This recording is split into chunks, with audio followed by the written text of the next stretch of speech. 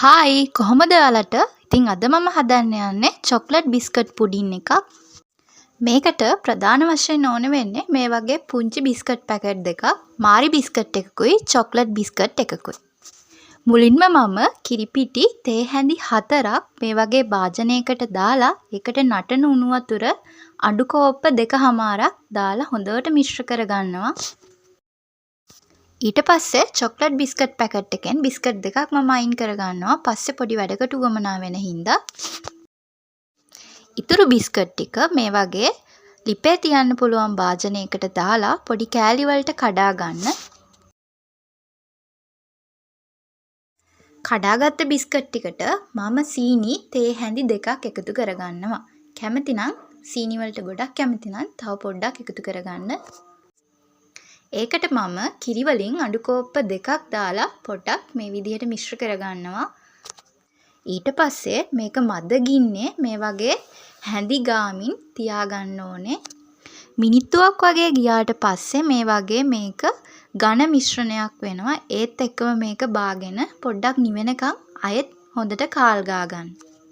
හරි දැන් අපි පුඩින් එක ලස්සනට හදාගමු. මේ වගේ ගැඹුරු භාජනයක් ගන්න පුඩින් එක දාගන්න. මම මේකට ලන්ච් ෂීට් එකක් දාගන්නවා. ඔයාලට පුළුවන් තෙල් කඩදාසියක් උනත් දාගන්න, ගලව ගන්න ලේසි වෙන්න. මේකට මම අර මුලින්ම ඉතුරු කරගත්ත කිරි කෝප්ප භාගෙට සීනි තේ හැඳි එකක් එකතු කරලා මිශ්‍ර කරගන්නවා. ඊට පස්සේ මම මාරි බිස්කට් වලින් 4ක් අරගෙන මේ වගේ තප්පර 10ක් 20ක් වගේ කිරිවල පොඟවලා මේ වගේ ලේයර් එකක් විදියට අසුර ගන්නවා. ඊට පස්සේ අපි හදාගත්ත චොක්ලට් බිස්කට් මිශ්‍රණය මේක උඩින් ලේයර් එකක් වගේ දාගන්නවා.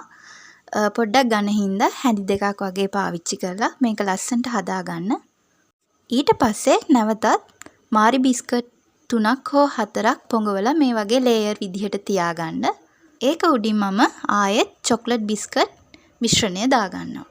මේ වගේ අපේ පුඩින් එක උඩට හදාගෙන යන්න ඕනේ. අපේ චොක්ලට් බිස්කට් පුඩින් එක තවත් රසවත් සහ ලස්සන කරගන්න මම අර ඉතුරු වෙච්ච චොක්ලට් ක්‍රීම් ටිකට ඉතුරු වෙච්ච කිරි ටික දාලා හොඳට මිශ්‍ර කරගන්නවා. ඒකට අර අපි තියාගත්තු එක බිස්කට් එකක් අරගෙන එකක් දාලා පොඩ්ඩක් ලිපේ තියලා උකු කරගන්න ඕනේ.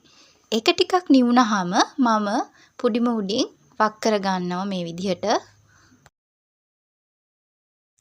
මම පුඩිම ඩෙකරේෂන් කරගන්න ඉතුරු කරගත්ත චොක්ලට් බිස්කට් එකක් මේ විදිහට කපලා ලස්සනට තියාගන්නවා. මේක දැන් අපි පැය 10ක් විතර ෆ්‍රිජ් එකේ දාගෙන හොඳට සෙට් කරගන්න ඕනේ.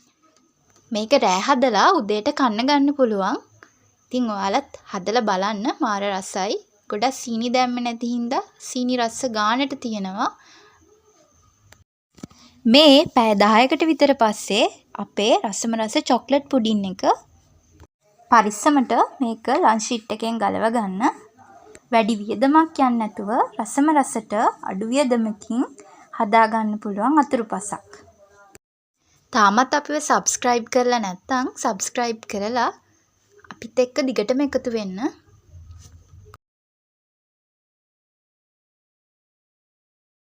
අපිත් එක්ක එකතු වෙලා හිටපු හැමෝටම ස්තුතියි.